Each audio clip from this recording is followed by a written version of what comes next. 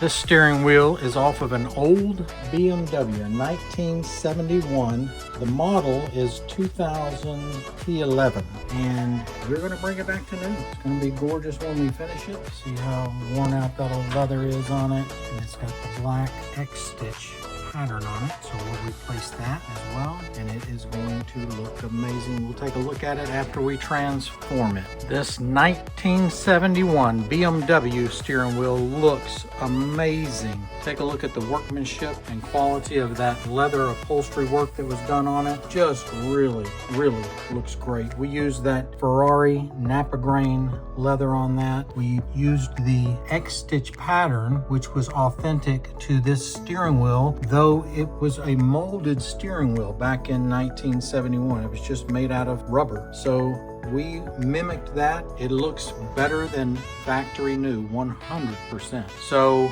anything you need, any steering wheel in the world, craftcustoms.com is the only name you need to remember. And for over 35 years, we are the oldest company in this business, and we do every steering wheel. So give us a call or reach out to us at craftcustoms.com.